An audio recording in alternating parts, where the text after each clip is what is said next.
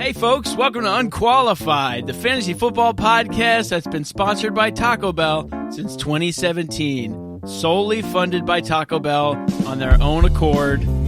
And we had no say. They just said, we need to give you money to make your podcast. Not only that, they're kind of just giving us our money back because I feel like we've kept them afloat as a business just between the three of us. You're right. For the past 100%. Probably decade plus, just by buying Crunchwrap Supremes. I know Scott's a big Doritos Locos Taco guy. Big Doritos Locos Taco guy.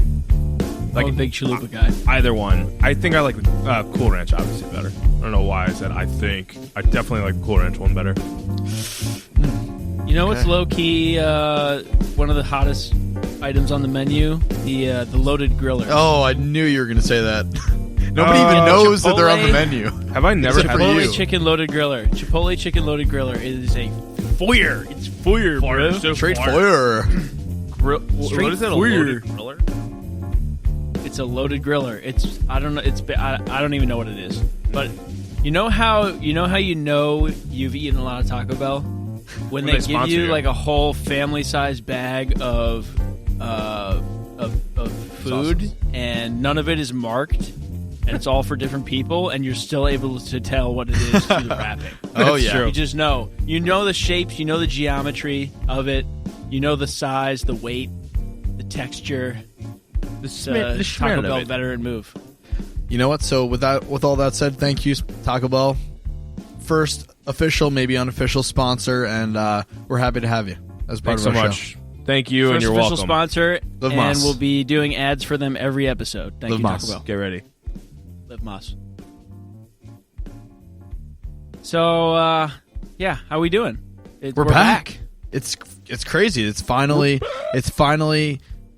almost fantasy football time. It's really fantasy football off-season time, the time when people start to think about it, and we're here to guide you through the end of the off-season here at Unqualified. And I know I'm personally very excited to be back in the booth with my boys. What's going on? With the boys, yeah. Some people thought we would never be back, and I also didn't get to finish the rest of the intro, which is that I even forgot. I forgot it.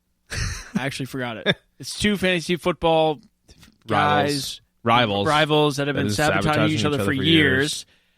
They decided to come together to help you win your league and make your friends look like morons. Idiots. How's it going, fellas? There we go. And now we're back. I don't even remember what you said before, but it worked somehow. But yeah, tis the off season. We're in the thick of it.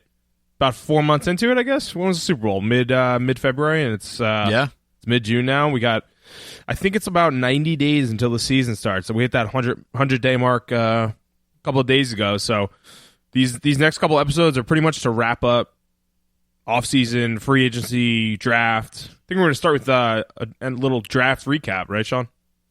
Oh, yeah. First off, I mean, Flag Day is in the rear view, and we just found out that the Raiders are on Hard Knocks. So that's when you know it's time to start getting ready for football. And we're going to have a nice little like conceptual progression over the next couple of episodes for you listeners out there, you cuties out there. Today we're going to talk about We're going to have a very narrow focus. We're going to talk about very few players, but some important ones coming out of this year's NFL draft. Next episode, which you'll probably be hearing, I would say a week from today, we're going to be talking about some free agents and big trade movers and shakers, some old faces and brand new places. And then finally, we're going to wrap up kind of our 2018 offseason recap with the big picture outlook, where we talk about a lot more players post Super Bowl 53, focusing mainly, I would say, on like scheme changes, coaching changes, and all the impacts that those things will have. So today we get the nice narrow focus, new guys you kind of should be aware of, and I'm happy to get into it because this NFL draft was scintillating for me. It's been a while too. We got to get back into it. It's been like Define that. 6 months. Scintillating? Yeah, what is scintillating? Define that. I was sitting on the edge of my seat waiting to see not only what the Cardinals would do with the first pick, but also to see what our Jets would do at number 3. And then I knew the Giants had some giantsing to do at number 6. I knew they were going to get very, almost dare I say, Nixie with their picking, and they definitely did. So we'll get into that a little bit later, but there was a lot of press, big stories coming out of this draft, and can't wait to get into them. That was a low-key deep burn. Like Yeah. the Giants are very Nixie. Very They New York were. Nick-esque. They had a very Nixie offseason. They traded Odell. what I said. It was. I mean, that's for another episode. But like they're going to look totally different this year. I agree. That's why And I now, said, ooh. The That was the exact definition, measurement of how hurt I was. the exact definition of scintillating is sparkling or shining brightly. I just wanted to throw that out there. Wow. Or Thank brilliantly you. and Are you excitingly sure? clever or skillful. Yeah. My computer finally worked for a second, and it said, the scintillating sun, that's using it in a sentence for you. And then the next sentence, can you use it in a sentence? The audience loved his scintillating wit. Ooh, you know what else is scintillating? Flag The Day? choice of it's Flag Day, and I was going to say the choice of the Oakland Raiders for Hard Knocks for this year. The only choice, the right choice. We get to see John Gruden. We get to see Antonio Brown. We get to see all that is the circus of the Oakland Raiders this year, and I could not be happier with this selection. I don't know what's going to be blonder. The owner, Mark Davis, is that Mark Davis? His hair? Yeah. John Gruden's hair or Antonio Brown's mustache? Oh, my God. I just want to see it. It's ridiculous. Yikes. If you haven't already, also, look, I don't even know what it's like, YouTube, whatever, Instagram, look up John Gruden. What am I looking for here? It's like the best of Mic'd Mic'd Up. Up. Yeah. Mic'd Up John Gruden, and that's a little preview, a little taste of what you're going to see. Taste. Come get a taste. All right, so we'll take a quick break before we dive into some of the biggest storylines from the 2019 NFL Draft and some of our new favorite players coming out of college. Buckle up, because we're about to kick your weekend into high gear. Your week, not your weekend. Or weekend, whenever y'all listen to us. Okay, let's take a look at some of the big overarching storylines from the 2019 NFL Draft. And the way we're going to frame these next three pods, I think there's no better case study than the Kyler Murray pick at number 1 overall to the Arizona Cardinals. So, just to kind of walk you through, because I feel like I was probably a little bit confusing when I explained the next 3 episodes earlier. So here's what we're doing. Today, we're going to talk about Kyler Murray, the player. We're not going to talk about Cliff Kingsbury going to the Cardinals. That's for a couple pods from now. We're not going to talk about any free agents or trades they might have, free agent pickups or trades they might have done in the offseason. We're talking about Kyler Murray, the player, him going to that team, and we're going to be a little bit more specific here because, to be honest with you, Kyler Murray is the type of player that I think he probably works as an NFL starter wherever he goes. That's how highly I think of this guy. I think he has all the skills, at least in today's NFL. So him going at number 1 overall to Arizona, to me, it was a no-brainer. To a lot of people, there's a lot of controversy about the pick after taking Rosen last year, but I love this pick. I think he is instantly in starting contention. I'm not saying he's definitely a starter right off the bat, but it would not shock me at all to see him be a top 10 fantasy quarterback this year. What do you think of Kyler, Scott? Yeah, I agree. I think it's kind of similar to the Baker situation we had last year, right? And even before that, Deshaun Watson. So they were a little... I mean, Baker was 1 overall, but Deshaun was like 12th overall the year before, and a lot of fantasy owners drafted them like in the last round of their drafts. They weren't named as starters yet. If you remember, Tom Savage was a starter on the Texans before Deshaun Watson was named within week 1. You remember that? My God, that's a blast from the past right there. Yeah, there you go. 2017 for those who know, you know who you are. And then Tyrod Taylor was technically the starter for the Browns before Baker took over. So this year is totally different. You don't have Josh Rosen clogging it up for Kyler Murray. He's the starter right away. So yeah, I think he's in contention for a QB2 spot in your team, probably like round 14, 15, or 16. Yeah, absolutely. And I would say he's, to me, the only real lock of this entire draft on the offensive side of the ball. I have a lot of faith in him. I think no matter where he went, he would be very successful. But the thing about this draft, though, is that it's so defense heavy. There was only 8 skill players taken in the first round, meaning like quarterbacks, running backs, wide receivers, tight ends. That's kind of low. I feel like, especially given how barren the cupboards are for a lot of these NFL offenses. You know, clearly the league is telling us that they think they can manufacture production without this top-notch college talent. But none of that really applies to Kyler because he's just a stud. So that I think he's a guy that you probably should draft very late in your draft, just based on the off chance that he turns into instantly a fantasy starter for you as we keep going. The rest of the quarterbacks, though, there's a lot more question marks than answers. What do you think of the rest of the quarterback draft class for this year, Scott? Yeah, I mean, you go like quarterback by quarterback, right? It's Daniel Jones went 6 overall to the Giants, which I was in a bar with a lot of Giants fans, and I'm sure our resident Giants fan can attest to that too. It was a tough pick. He does look good in camp. I'll give him credit, but they probably could have gotten him at 17 overall. Discussion for another time, but I don't think he has any fantasy value. I think he might take over week 4 or 5 this year for Eli. Eli has apparently looked terrible and just out of shape. I heard 38. he was looking to start. Yeah, he could. Yeah, he could potentially start too, but I don't think he has any fantasy relevance this year, especially with losing Odell and a couple of injuries and stuff like that. It's going to be a running team. But yeah, and then you look at Dwayne Haskins after for Washington. It's a great pick here, but they got Case Keenum there to technically start and be the stopgap. So I don't know about how I feel about him this year for fantasy. Yeah, and again on Haskins, he's kind of like a statue. He doesn't really have any escapability. He could probably slide around in the pocket a little bit, but I don't think that's really a strength of his. So I'm a little worried about him early in his career. That team is going to be really, really bad, I think. And he's not the type of quarterback that's just going to make magic happen with no supporting cast. He is really dependent on the guys around him. Those guys aren't great right now, so I don't think he's really even in fantasy consideration this first year. I do think long-term, that's a really good pick for the Redskins, especially at the value they got, but as far as year one, I'm not really excited about Dwayne Haskins. Yeah, I agree, and if you look at Ohio State his senior year, he had 3 wide receivers that ran a sub-4 440 or something like that. One of them something talk ridiculous. About. Yeah. Paris Campbell. I don't know if that's how you say it. Paris Campbell? Whatever it is. Paris. Paris? Yeah. Well, I like Paris. That's nice. Paris Campbell. But he had studs, working for him. He had a good system too. So, yeah, I mean, the jury's out there. Then you look at Drew Lock for Denver. I think that's a stash play. Like if you're in a dynasty league, he could have some value in a couple of years. But, I mean, Joe Flacco is technically the guy there now. And then Will Grier in Carolina.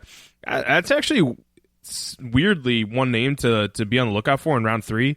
You have to check on Cam Newton's shoulder. His deep throw accuracy has gone down QBR wise every single year in the past 3 years. It's gone to, I think last year it was like a 65 QBR. And keep in mind, deep throws, like you're going to have a high QBR because you could get an 80-yard touchdown pass and that your QBR is like almost 100. So it's gone down considerably, and his shoulder is pretty injured.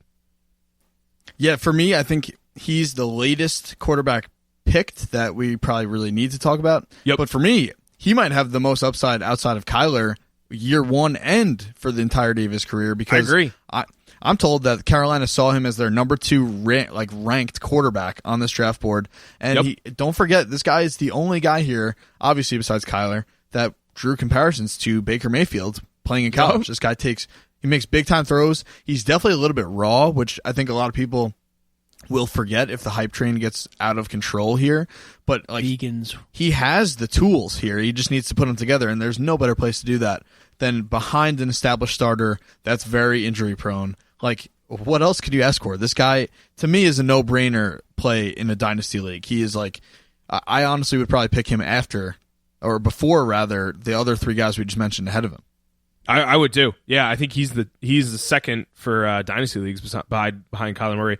And people forget about this. I didn't really look into it that much. I think there's character concerns, but he fell to round 3 a year ago, maybe a little like before or after that. He was supposed to go first overall if he came out in the draft, skill wise. And I think he had some issues in his senior year or junior year, whatever year it was, but he had the talent to go number 1 overall. So be on the lookout.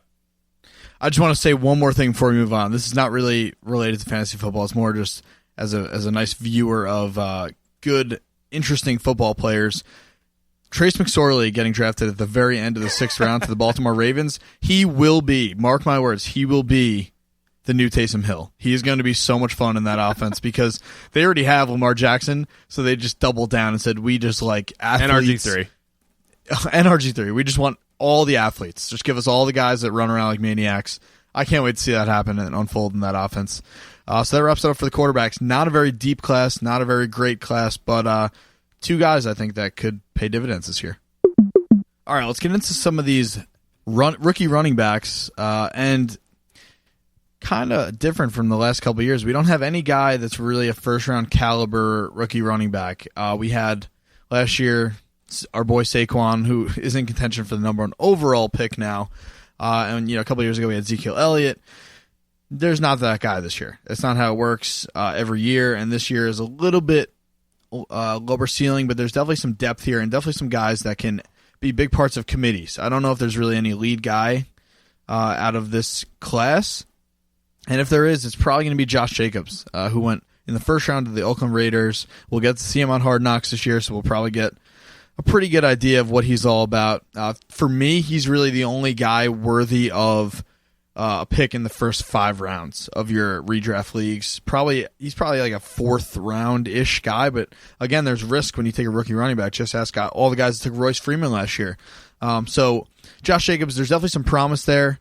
There was a lot of hype pre-draft. People start talking about him like he was Alvin Kamara. I don't see that, but I think he'll be a pretty productive guy. What do you think of Josh Jacobs and the rest of these rookies, Scott? Yeah, Josh Jacobs, one thing to keep in mind, they did pick up Isaiah Crowell in free agency, but Crowell is out for the year now, so Jacobs is probably the guy. One thing that kind of confused me, and maybe you could shed some light on this because I know you followed college more than me, but Jacobs and Damian Harris, who's now on New England, they were both at Alabama, right? I was looking at stats of both of them, and they were almost identical, yet Josh Jacobs went 24th overall, and Damian Harris went 87th overall in the draft. So I was looking at also comparisons, and Josh Jacobs drew some comparisons. I think it was Alvin Kamara. It was like some website somewhere or some article. And then the comparison of Damian Harris was Cedric Benson. You remember him back in the day on the Bengals? So I'm assuming Damian Harris is more one-dimensional and Jacobs is a little more rounded out, especially with Isaiah Crowell going out, so he'll catch more passes. Still got some guys there on Oakland that'll catch the passes. But, yeah, I would say round 5 or 6 for him. The guys I'm really excited about are Darrell Henderson on the Rams now. Yeah, me too.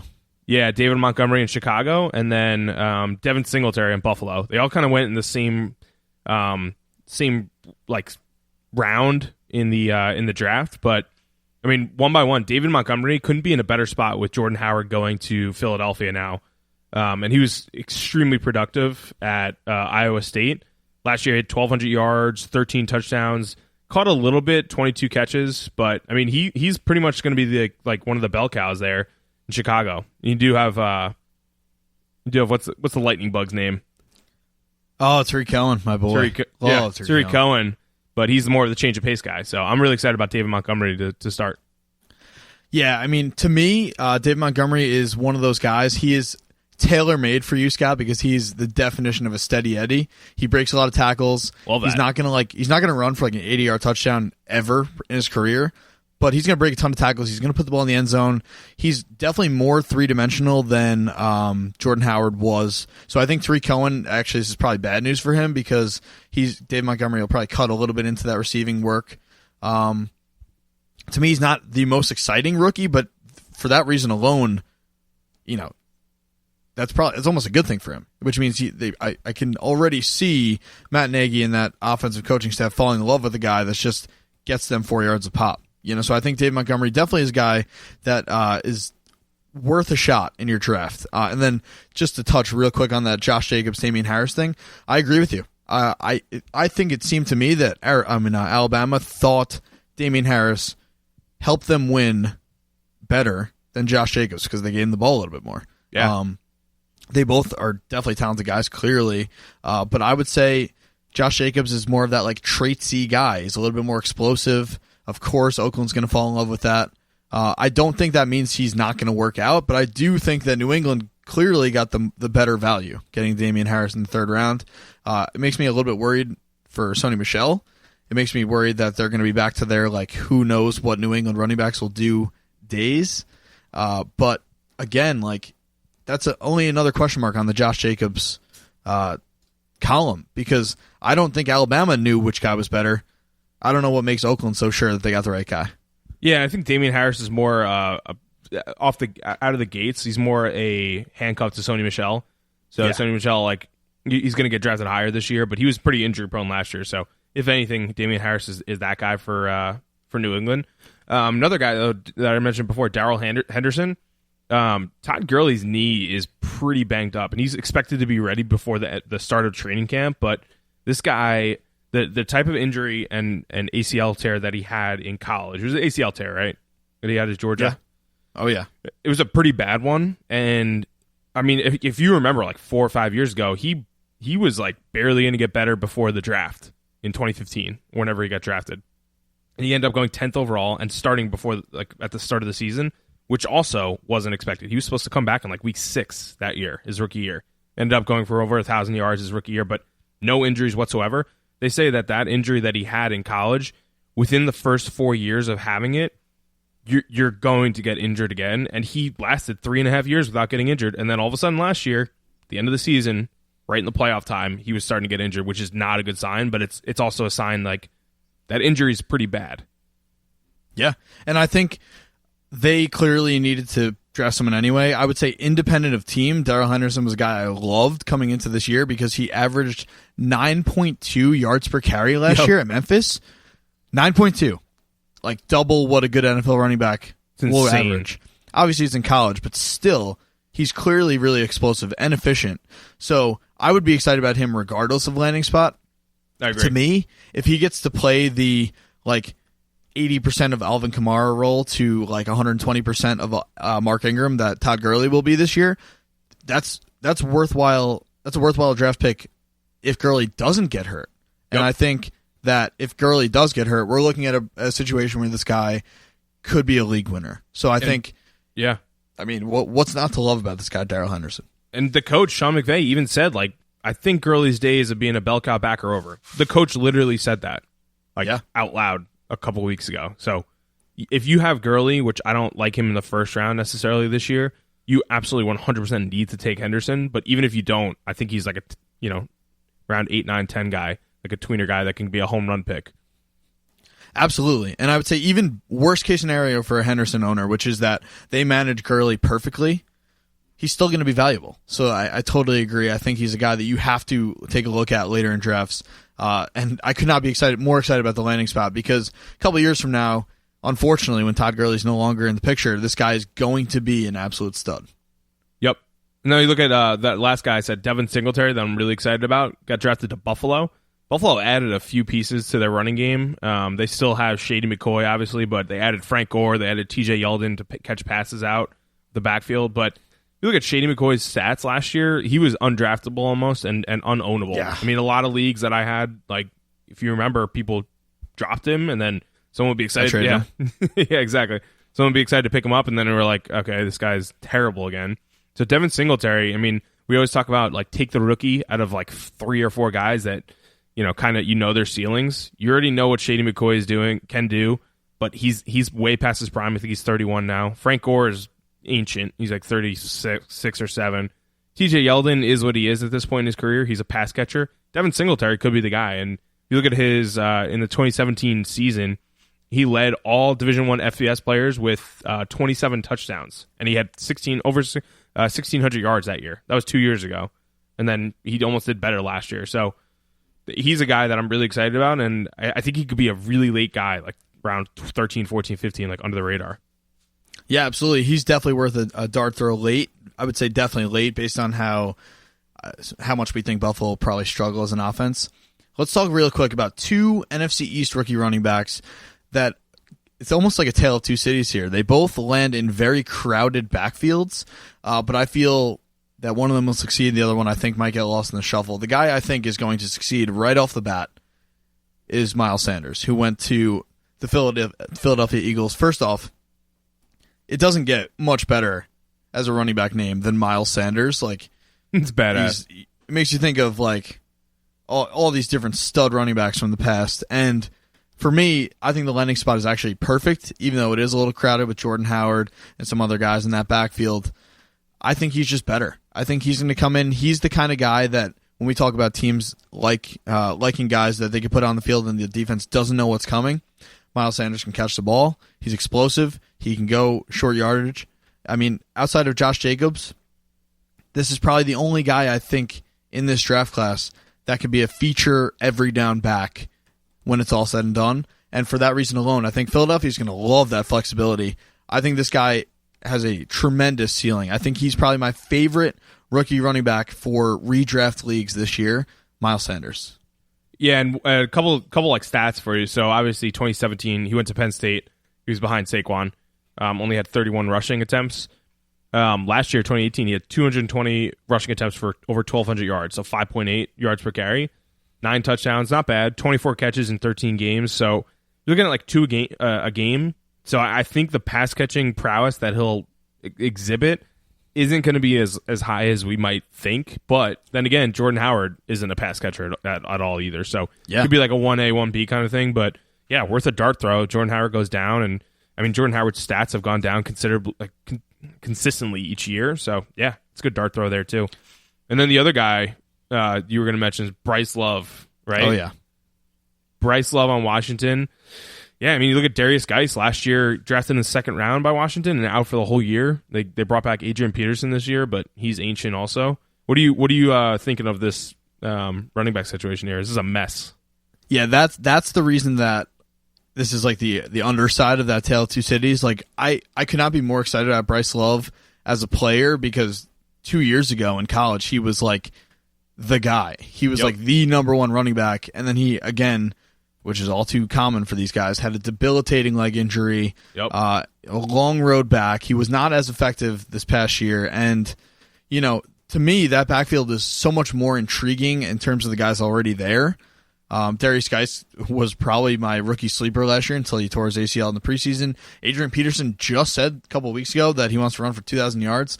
Well, I don't think that's going to happen. Clearly, he thinks he's going to get a chance to do that, which is disheartening for any other Washington running back. So I don't love this landing spot. If were he to go to a team like Chicago or Philadelphia, I would have loved it. But he's not in a great spot for what he needs as a player.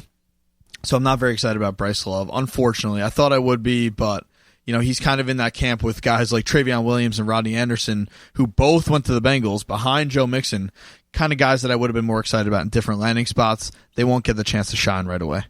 I'll give you a devil's advocate for Bryce Love. Adrian Peterson is now 36 years old. 30. Let me check. How old is he? My computer is almost as old as him, obviously, because it's taking forever to get there. 34 years old, but he's going to be he's 34. Okay, and he has so much work on his legs. Darius Geis, coming off a pretty bad injury last year. Bryce Love had over 2,000 yards in 2017 at Stanford. So obviously, he did take a little step down, but I think he can be like a dart throw kind of guy, especially because he fell so far for Washington. But yeah. I like him a lot. It's almost that's almost making me think that it's like almost like an eerily similar situation to Alvin Kamara 2 years ago, where sort of he's just kind of that forgotten about third, fourth round rookie behind two established guys, including Adrian Peterson, and he just kind of explodes out of nowhere. It could happen. He clearly has the natural ability to make it happen, but I don't know how healthy he is, and I don't know how healthy Geis is, because I think Geis is the kind of guy that if he is healthy, will take that backfield by the neck and become a feature guy. So hopefully something crystallizes at some point, because the uncertainty kind of just makes me want to stay away from that backfield entirely. Yeah, one other guy before we move on to wide receivers that I wanted to mention. The rest of the rookies, like it's a dart throw. Like we don't think basically that anyone else in rounds 4 through 7 are going to have that much value, but one guy, Alexander Madison on Minnesota, could be a dark horse complimentary running back to Dalvin Cook. You saw how injury-prone Dalvin Cook was last year and has been throughout his career. This is like his year to shine kind of thing, Cooks. But Madison is a pretty good complementary skill set, to Dalvin Cook's like lightning. Madison could be the thunder, and was pretty productive at Boise State as well. I think he was like 8th in rushing in the nation last year. So guy to look out for. Could be like the Latavius Murray to Dalvin Cook last year. All right, so I've got a couple questions. I need you guys to break this all down for the dummies out there like me. Okay. Let's say somebody wants to go crazy and draft a bunch of rookies. How many rookies is too many in my lineup? I would say that's a great question. First off, as far as running backs go, I would say 3 is too many. I would say if you have 2, that's fine. But these guys, I'm a risk taker. If you're a super risk taker, maybe you could take 3. But I would say, like, they're such dart throws. The best part about it is you'll probably know right away. And you'll be able to cut them and move on. Mm-hmm. But there's always the case where you draft a guy like Royce Freeman last year, and you wind up having to kind of like stick it out with him the whole year. And it's a waste of space. So I would say there's really only a couple guys here that I would take in the first 8 rounds anyway. So I would probably grab one of those guys pre-round 8 and maybe one after. That's what I would say. And like you just said, you'll know right away if you're going to cut them or not. Ronald Jones is a perfect example last year on the Bucks. He was drafted in the second round. Yeah. He didn't even dress for half of the games because and he just Penny didn't know too. the playbook.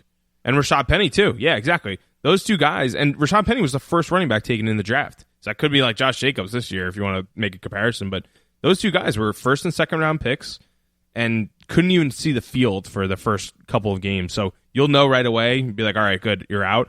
You could have a Philip Lindsay or an Alvin Kamara the year before where you barely draft them, and then all of a sudden they're hitting it big. That could be like an Alexander Madison kind of thing or Devin Singletary where they come out of nowhere and they're complimentary back, but then they're better than their compliments, Dalvin Cook or Shady McCoy, respectively. Yeah. So, yeah, I think 2 or 3 is okay. You'll know right away in the guys after round 8 who to cut and who not to. And then I always like to take like we keep saying dart throw, like home run hit in round 16 or 17. Like I take my kicker and defense in rounds 15 and 16, and then round 17 I'll just take like one guy that I'm like, why not? This is the last round pick. Like he's going to be a free agent if I don't take him now. Yeah. Could be some of these guys. And let's say I want to go in, get crazy, and prove the talent scout genius that I am. Who's the sleeper pick out of this litter that's gonna just explode out of nowhere? Who's your best bet? To do something crazy. It all comes down to opportunity. I would say, like, if you're looking for something out of left field, I would say Alexander Madison, who Scott just said is probably a good bet because he's behind an injury-prone running back in a good offense, and they clearly like him because they picked him in the 3rd round. And he's a guy that I didn't even know about until they picked him in the 3rd round. I was left saying, like, who is that? Yeah. And so that might be the perfect kind of guy, I would say. Another one I would say, Benny Snell, who went in the 4th round. He's again behind a really good running back, James Conner, but like he flat out killed it at Kentucky this past year. So he's the type of guy that no one's going to really talk about, but if you pick him, James Conner gets hurt, you're all of a sudden looking at a guy that makes you look like a genius.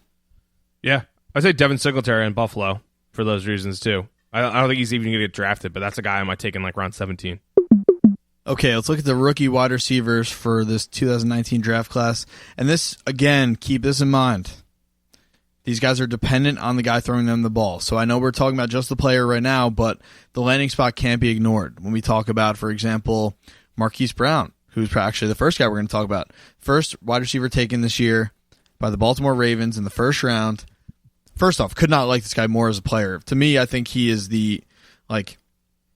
almost like the Kyler Murray equivalent at the wide receiver spot. He's very small, but he's super explosive. I think he fits in today's NFL. The only question I have is, can Lamar Jackson utilize all of his skill set? I love the player. No. I don't really like the fit, and for that reason alone, I'm kind of bummed out about this pick, Marquise Brown. And I feel kind of the same about a bunch of different players, which is a little bit of a pessimistic view, but it's just how I'm feeling. I don't see a lot of these guys popping in year 1. Maybe a couple. But Marquise Brown, for example, would have been a guy I think could explode in year 1, but I don't think he will. What do you think? Yeah, I agree. Him and A.J. Brown on Tennessee couldn't be. They're not great landing spots. The quarterback situation is a little shaky. I mean, you look at Tennessee with Marcus Mariota and now Ryan Tannehill as his backup. They're, like the Browns, I'm just going to stay away from talent-wise. They're great, but better situation would have been better. I think some guys that I'm really excited about. I'll give you 3 of my top ones. Deebo Samuel on San Francisco. Paris Campbell on Indianapolis. And then N'Keal Harry on New England. Yeah. So those 3. Cannot agree more. Yep. And then I'll give an honorable mention. Hakeem Butler on Arizona. That's another guy that I know you're high on, but I like him a lot too in the 4th round for Arizona. I mean, one by one, Deebo Samuel, he's playing in Kyle Shanahan's offense with a healthy Jimmy Garoppolo, with a a huge target in George Kittle. Running game should be better this year with Tevin Coleman in the mix and Jerick McKinnon back. The offense is going to be 100 times better, and he could be the number one guy. He's playing the X in Shanahan's offense, just like Julio Jones did. He's not the same size as Julio. He's not the same athleticism. Pretty sure Kyle Shanahan was like the Texans offensive coordinator, and Andre Johnson was too, or something like that. Yeah, I think he was. I think you're right. So he's one guy, and then Paris Campbell. I don't trust Devin Funchess after he burned me last year. He could be the number 2 in Indianapolis. Andrew Luck throwing it. Then N'Keal Harry he's the GOAT throwing it to him, and he could be like what Josh Gordon should have been last year. So those are my guys for I could hit it big this year. Yeah, when the Patriots took N'Keal Harry with the last pick of the first round, I typed right into our Google Doc. I just said, "Are you fucking kidding me?" I was like, "This guy." He's not Gronk. He plays a different position than Gronk, but I can see him being the gravitational force of that passing game. Yep. That kind of opens things up for Julian Edelman. He's not going to have as many catches as Edelman, but this guy, he's going to be really good in this offense.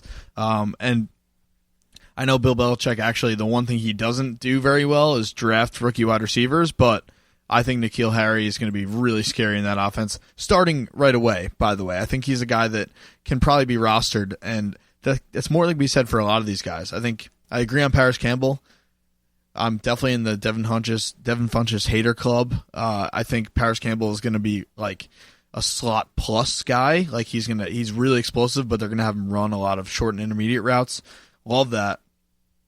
And my boy Hakeem Butler, who I thought was actually going to go in like the first or second round, went in the 4th to Arizona after they drafted another one of my guys.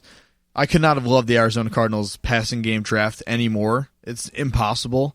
Picking Hakeem Butler in the 4th round, who is just a stud. He reminds me of Plaxico Burress in a good way, by the way. And then before 2 rounds earlier, taking Andy Isabella, who was my number 1 rookie wide receiver sleeper, who was just like going to be really misunderstood because he's white and short. People are going to think he's like a slot guy, but he is like I think he led all of college football in like downfield like yards per catch or something crazy like that. He's an explosive down the field playmaker. I love both those picks for Arizona. I think both can fit together nicely. They have a nice other piece in Christian Kirk. Like that passing game plus enter Kyler Murray. I mean, there's what's not to like. I could not be more ecstatic about Andy Isabella and Hakeem Butler going to the same team, Arizona. Love the picks there. Yeah, another couple guys. Mecole Hardman on Kansas City. I mean, Tyreek Hill, there's a lot going on with him. Keep on checking his status. We're not sure as of now if he's going to get suspended, put in the commissioner's list, arrested. I don't think there's any new news. But Mecole Hardman is sub 440 guy. And he could be an instant Tyreek Hill replacement. He's not going to have the same production, but you got the former MVP of Pat Mahomes throwing it to you. I think you're good. It's along with Sammy Watkins taking probably the number 1 cornerback on the opposite side. Yeah, and he's kind of entered into a really great spot for a rookie wide receiver to be in. Yeah. Like if you take let's assume we take Tyreek Hill out of the equation for now. It's hypothetical, but even with that, you still have Sammy Watkins and Travis Kelce pulling defenses their way. There's going to be a lot of space for him to work, which I love. I think he's in a really, really great spot. I don't, his ceiling as a player, I'm not really sure of yet, but he could not have landed in a better spot. And one guy that we haven't talked about yet, that we have to talk about, Scott, DK Metcalf going to Seattle. Yeah. He literally could not be more polarizing. He looks like a Greek god playing football, but at the same time, like he may not be able to run routes in more than one direction. So what do you think of DK Metcalf? He might have stone hands. I don't know. I've done a complete 180 on him. I mean, before the draft, I was like, this guy's insane. Next Calvin Johnson kind of caliber player. And after watching some videos and seeing how robotic but explosive he is, I've come full circle and I'm like, sorry, not full circle, half circle, I guess. And I'm like, I don't know. I don't know if he can. I don't know if he can run a button route, a hook route. You know what I mean? He like you watch a video of him and it's like it's really robotic. I don't know if he could translate it. I think I can already see his stat lines per game. He's going to have like 3 or 4 games where he has probably 3 catches for 90 yards. Yeah, yep. and the rest of the season is going to be absolutely infuriating. So he's the kind of guy that I'm staying away from, at least as a rookie, until I see the proof in the pudding. I don't think I would love for him to be great. I just really don't see it because you can't just run in a straight line in the NFL. Defenses are way too smart for that in today's day and age. I agree. You can't body defense in the NFL like you could in college, like he did at Ole Miss. And one other guy that I think is going to be a little overrated too. I don't even know if he's going to get drafted that high. JJ Arcega-Whiteside on Philly got drafted in the second round. Another weapon for Wentz, who just got a huge extension. They still have Nelson Aguilar. They brought back Deshaun Jackson as a deep threat. Still have Alshon Jeffrey. There's just too many mouths to feed there. They got Zach Ertz. They got some new running backs. It's going to be a good offense, but I don't think there's enough mouths to feed for him. So I think he's kind of low on my list too. Yeah, I mean, I think he fits the mold of what they like, which is big physical receivers. Clearly, they love Alshon. Zach Ertz can be that from time to time. I think he fits in culturally there. But I agree. I think he's kind of like a break in case of emergency red zone option. Yeah. I think if anything, Aguilar is going to be the one that takes a step forward because he's in a really interesting spot there, as far as that number 2, but can do a lot of different things, and finally learned how to catch the ball apparently last year. I think has more upside right away than Whiteside. I think down the road, when Alshon eventually moves on and Ertz eventually starts to slow down, that's when Whiteside will be good for them, but who knows when that'll be. And you don't forget you have Dallas Goedert there, who's supposedly going to take a bigger role. So it's he's he culturally fits them. If someone goes down, I think he's really interesting. But again, I kind of agree with what you said about Metcalf. You can't just body guys in the NFL all the time. He's big, he's huge, he's physical. I totally agree, but you can't just be that in the NFL. So not loving that too much. I do love though. And this is probably maybe the last guy we'll talk about, Deontay Johnson going to Pittsburgh. Rob, you asked about a sleeper as far as running backs are concerned. This is my guy. Yeah. I'm hitching my whatever you want, my bandwagon to Deontay Johnson and letting him run away with it because this spot, this player, it just nobody really saw it coming at the time, but I think people are starting to catch up. I think this is the breakout sleeper wide receiver for this year, a la maybe Michael Thomas-ish type guy.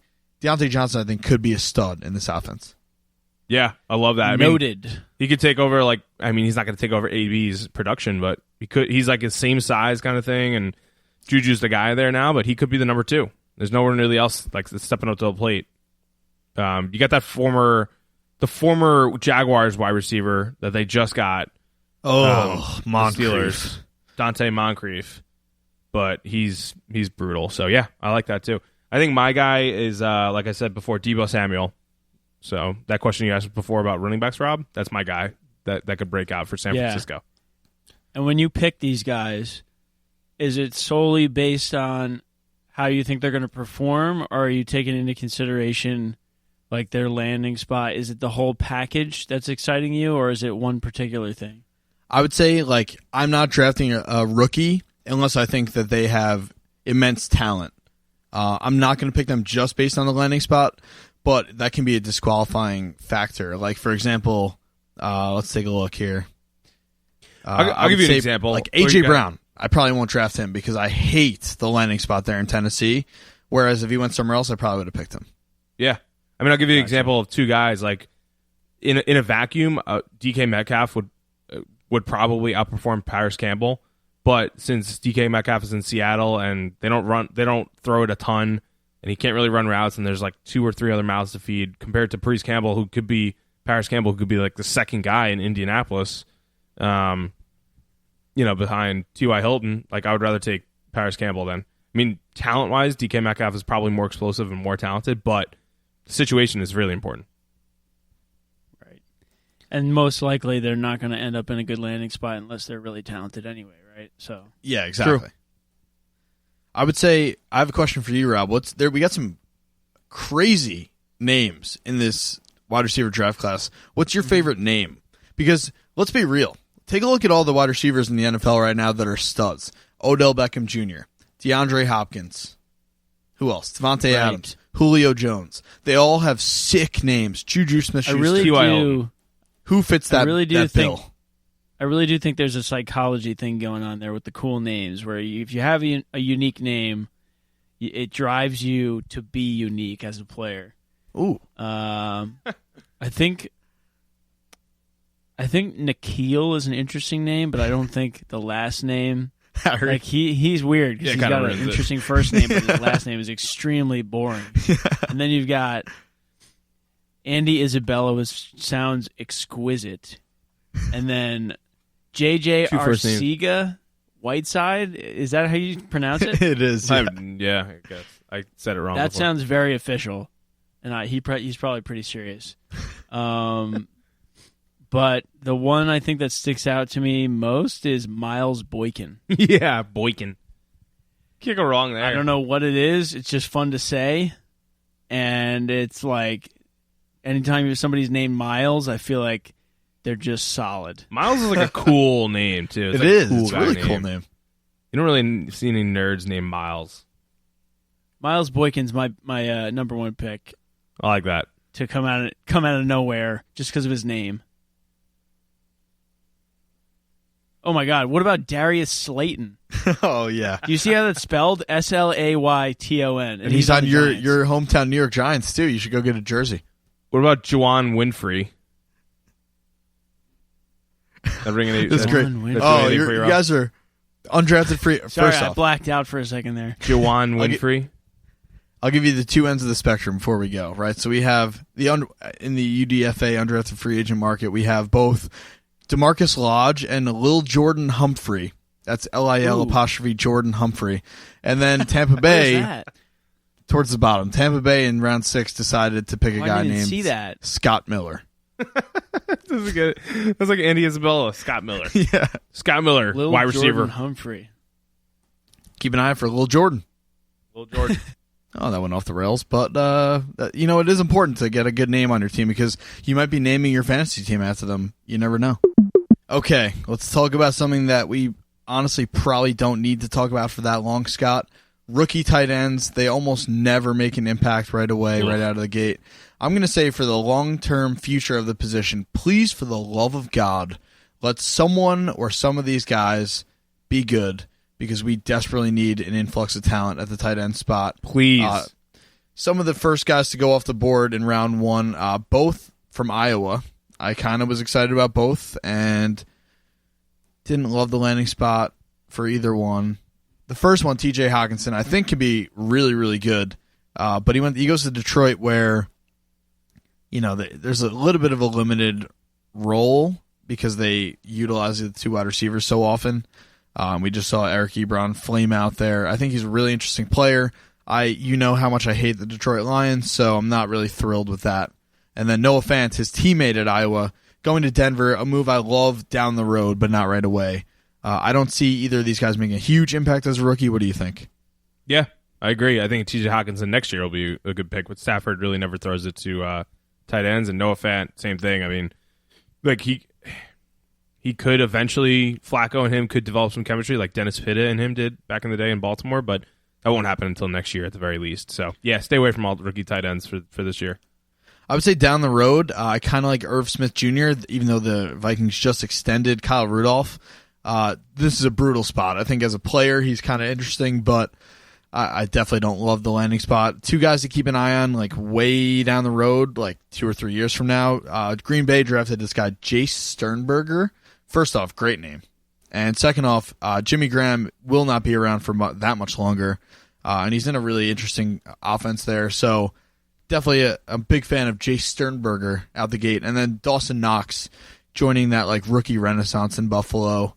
He could be an interesting guy. He kind of played behind A.J. Brown and DK Metcalf at Ole Miss, so he didn't get a lot of chances to shine, but maybe that happens for him in Buffalo. So down the road, don't worry about these rookie tight ends because rookie tight ends historically suck in terms of fantasy football production, so do not hitch your wagon to these guys in year 1. Maybe next year you can start thinking about them. I agree. I agree with Joe. And that's it. I mean, that's all the skill guys. Every other good player was a defensive player, so there's not much more to talk about. I would say this year is not really the year to hitch your wagon to rookies. These guys are all I would say, kind of blue-collar-esque guys where they're not going to be the entirety of a team's offense, but they could be important pieces at some point in their careers. There's no real gravitational superstar here besides, for me, the only guy in that class is Kyler Murray. So what do you think, Scott? Yeah, I agree. Find us in the channels about it, though. Talk to us about it. We want to hear. And as always, get up in the channels. I just want to take this opportunity to beg the listeners for reviews. Oh, we're back. We're back. We're officially back now. Now that we're sponsored by Taco Bell, we're going to be offering Taco Bell gift cards to literally anyone that leaves a review. They make those? Yes, we will. Not do that. We absolutely will. Well, here's what you should do. You should leave a review, and then at the end of your review, leave your Taco Bell order. Say nothing else about it. Good question. Maybe we'll pick a review out of a hat and send you a nice Uber Eats, Taco Bell, your order, your specific order. No order's too small or too big, and we'll send it to your place. Just just randomly out of a hat. That maybe not. Leave your Taco Bell order and your Instagram or Twitter handle. We will DM you, and we'll get your address, and we will Uber Eats you your order.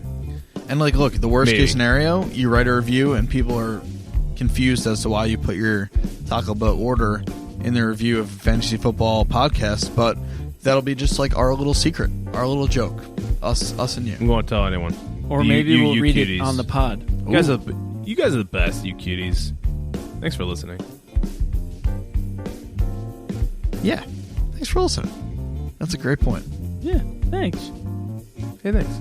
Thanks a lot. I know there was some hankering for the episode 1, so hopefully you're as fully jazzed up as us.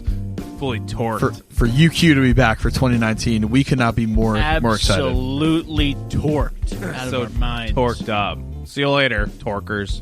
Well, see you later. Gonna go play some smooth jazz. See you later. 'Cause we're so jazzed up. Well, see you later.